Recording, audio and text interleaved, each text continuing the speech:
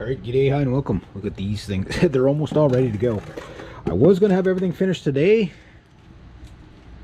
but that didn't happen. But I just want to show you a quick tip. So, warning graphic, if you're going to look away, now's the time. I'm going to show you my raccoon. And this little tip, I got it from watching The Wild North when he was talking to the guys of the fur harvesters auction. I know this looks pretty bad, but about drying your furs. Dry them. I still got this thing in the conibear. This was a perfect capture. We're going to talk about this in a second. But basically, you can see the water's dripping off his tail and so that. Hopefully it's just water. I had him on the ground there for a little bit, letting him kind of dry out. The idea is I'm not going to skin him tonight. I'm going to skin him tomorrow. But the reason why you want him basically nose up when you're drying him and is he's looking like a nicer pelt than I thought, is that none of the water will stay inside the guard hair. It'll work its way down. So if you leave them overnight to dry, especially because these guys, you got to make sure they're completely dry when after you board them. Which I'm gonna have to pick out my raccoon board. I believe I'll have to make another one, but it probably will be this guy here. And I have a bunch of boards in there. Little note, before you board them, trace out another board, because if you catch another raccoon, that board's going to be occupied. But that does look like a not too bad. He's not prime, but he's getting pretty close, so that's not too bad. But I want to talk about the capture really quickly before the battery and the memory run out. You can see I got him right around the neck. You can see his paws are not in the trap at all. That's ideal. Now, this is a 220 that I caught him in. Or is that a 280? It might be a 280, actually. Whatever I caught him in, anyway. Right around the neck. Perfect. You could see the power of these Magnum Belial traps. Yeah, it's pretty hard hit.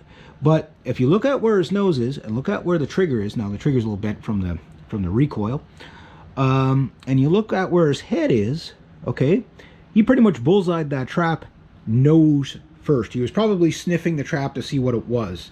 But what it's telling me, and this is why, even though this might not have been quite the ideal trap for it, it is ideal. It's not a perfect capture, but it's a good capture, very good capture, is that his paws are not inside the trap. So when I'm doing my spruce boughs, and you see the spruce boughs when I reset the trap, or you can watch previous videos, when you see those spruce boughs coming out like that and kind of drape down, he doesn't go like this to try to reach in the trap and pull things out and get caught by the paws, because you don't want these on the guy's paws. If you're going to kill him, and that's how you kill him. And that's quick. Like, I mean, that would have killed him probably. Without the snow there, I can't tell how much he struggled, but you can tell he struggled a little bit. Now, the trap's going to throw the box around and stuff like that, and he's going to jump around a bit when you got a trap this size for an animal that size. But the thing is I could tell he didn't struggle that much. Now, but the good news is that it's a perfect capture. He went in head first without putting it. He was basically ducking in. So by the time he probably even seen the trap, he might even just hit the trap by accident, getting his head in past the spruce boughs. So the spruce boughs keeps the birds out and the unwanteds, and it keeps them from putting their paws in, and it also forces their head right into the trap. So that's why I set up the way I did. And I was just looking at some of my older, I won't do it in this video, but I was looking at some of my older captures and stuff like that.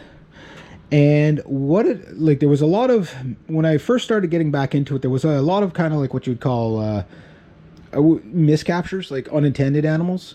Nothing that was illegal or anything like that, but just animals that, okay, well, like, who wants to catch squirrels, who wants to catch stuff like that.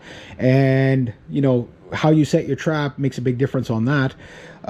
Where you put the trigger, you know, up versus down. If you want to catch everything, down. You want to catch selective animals and bypass the not so worthy animals, trigger up.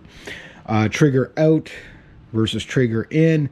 Different delayed capture versus an immediate capture. I always prefer an immediate capture.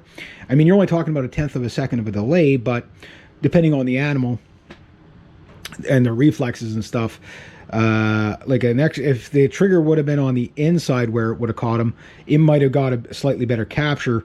But ideally, hitting him right on the neck is ideally right where you want, because this would have knocked the wind out of him very, very quickly, choked him out very, very, very quickly. He's not too bad a condition. It's just he was slightly wet when I got him, so that's why I got him up here drying. I will skin him tomorrow. It's too late in the day to skin him now, and I got to make another board before I board this one up, so that I have another board if I catch another one. My hunch is I'll probably catch another one tonight, tomorrow night, or the next night, just due to the fact that usually where there's one raccoon, there's like 64 million of them. So if it gets mild tonight, which I don't think it will, but they might be just scurrying around right now as a kind of a winter outing. The other thing is, the reason why I bring the whole trap home again, it was minus 20 last night. You open up the jaws on that, or even just weaken the jaws on it and reclamp them. Sometimes the trap jaws, if the trap is cold enough, the furs again will freeze to the jaws, and so it'll just tear it up enough. You don't think you'll see it. You'll say, well, barely any fur came off of that, but you will see that line when it dries, and that will devalue your pelt. Again, he's not maximum good, but he's not too bad. I don't know if it's a he or she yet, but we'll find out. My hunch is it's going to be a male, but we'll see. But anyway, that's just some little tips that I wanted to share with you. So when you're drying them, your animals, you can hang them by the foot. In this case, I had the trap and I still had that, so I'm just going to let them dry like that for a few hours. I'm going to throw them in a freezer bag, throw them outside. Or you can hang him overnight outside if it's cold enough. He won't, he'll freeze and he'll still stay dry, but you want that fur dried. You can see how wet he is underneath here.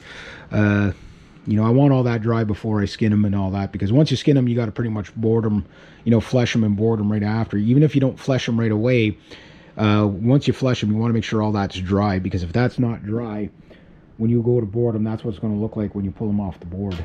And that's not going to, even the underbelly's not going to, make a difference in the price as much, but it will make a difference in price. And I'm gonna basically clean them up. I got my brush there somewhere.